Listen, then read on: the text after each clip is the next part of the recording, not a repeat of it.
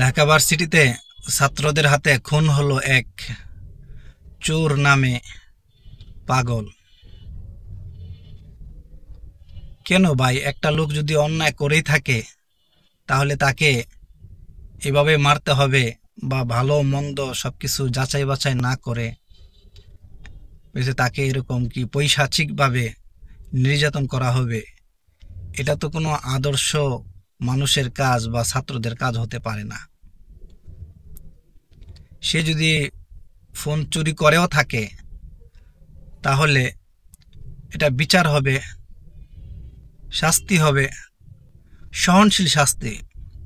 কিন্তু কয়েকটা মোবাইলের জন্য তো একটা মানুষের প্রাণ যেতে পারে না। তাহলে এটা তো সমান হলো না, আইন হলো না, তাই না?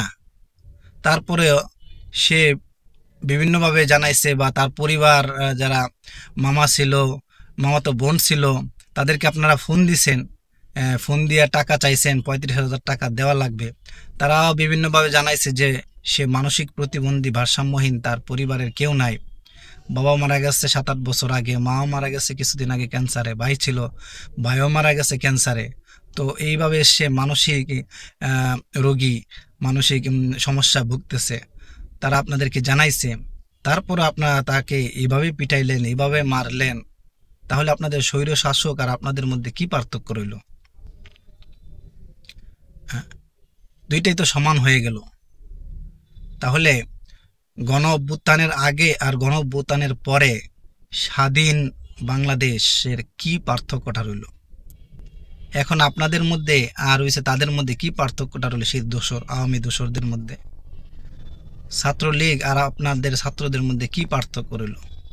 কোনো পার্থক্যই রইল না। এজন্য সবসময় যে যে যে দলেরই হোক বা যে মানুষই হোক, আমাদের এই বিষয়টা চিন্তা করতে হবে যে একটা লোক বা কেউ যদি অন্যায় করে তাকে আইনের মাধ্যমে, বিচারের মাধ্যমে, সামাজিক প্রক্রিয়ার মাধ্যমে তাকে শাস্তির ব্যবস্থা করতে হবে। আমার আবেগ, আমার আপ্লুত, আমার এরকম কি উম, অধিক উত্তেজনা, এগুলা কিন্তু বড়ই ক্ষতিকর।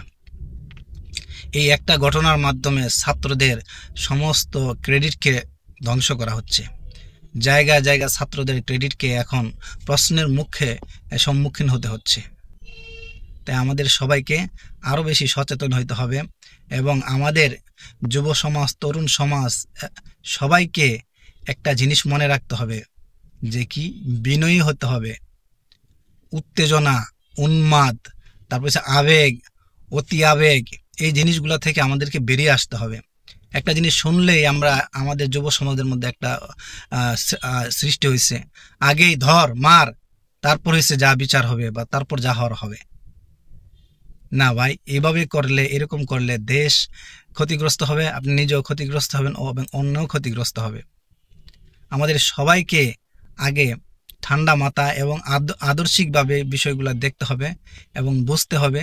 তারপরে এসে বিচার, পানিশমেন্ট যা করা যায় করব। আর যদি আমরা তা না করতে পারি, আজকে আপনার মোবাইল চুরি হয়েছে দেখে আপনি এই দুর্ঘটনাটা ঘটায় ফেলছেন, একটা লোককে মেরে ফেলছেন, আরেকদিন আরেকজন আরেকটাই ঘটনা ঘটাবে।